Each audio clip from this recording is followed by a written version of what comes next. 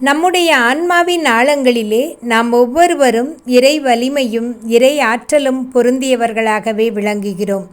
இந்த உலகத்துக்கு வந்தவுடன் நாமே வலிய முன்வந்து அணிந்து கொண்ட அறியாமை திரையின் காரணமாக நமது இறை பெருநிலைகளை நாம் உணராதிருக்கிறோம். இருப்பினும் தெய்வீக ஆற்றல்கள் நம்முள் அபரிமிதமாகவே புதையுண்டு கிடக்கின்றன.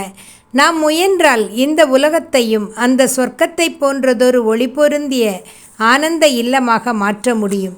இந்த உயர் மனோமய தளங்கள் அதற்கு நமக்கு உதவி புரிய காத்திருக்கின்றன. இப்போது நாம் மேம்போக்கான மனநிலையில் வாழ்வதால் லட்சிய மனம் அனுப்பும் தகவல் குறிப்புகளை நம்மால் உள்வாங்கிக் கொள்ள முடிவதில்லை. அவற்றை நாம் அலட்சியம் செய்து விடுகிறோம்.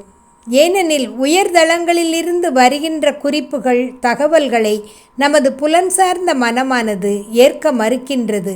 அது இந்த புனிதமான வருகையாளர்களை உள்ளே நுழைவதற்கு அனுமதிப்பதில்லை. ஆதலால் அவை லட்சிய மனத்தின் சிகரங்களில் நமக்காக காத்திருக்கின்றன. நமது ஆன்மாக்கள் முயன்றால் ஒளிமயமான அந்த பிரதேசங்களை அடைந்துவிட முடியும். எந்த அகண்ட பரப்புகளிலிருந்து அவை இங்கே வருகின்றனவோ அந்த விரிவான நிலைகள் யாவும் நமக்கான இனிய இல்லங்களாக மாறவும் முடியும். இந்த உயர்தளங்களில் செயல்கள் யாவும் ஞானத்தாலேயே வழிநடத்தப்படுகின்றன. ஜடம் கூட சிந்திக்கும் திறன் பெற்றதாக விளங்குகிறது. உணர்வு என்பது தாழ்ந்த நிலைகளின் தூண்டுதல்களுக்கு ஆளாகாமல் உயர் உணர்வு பொருந்திய சொர்க்கத்தின் பறவையாக உள்ளது. சித்தம் என்பது கடவுளர்கள் உலாவரும் உணர்வு பொருந்திய ரதமாக விளங்குகிறது.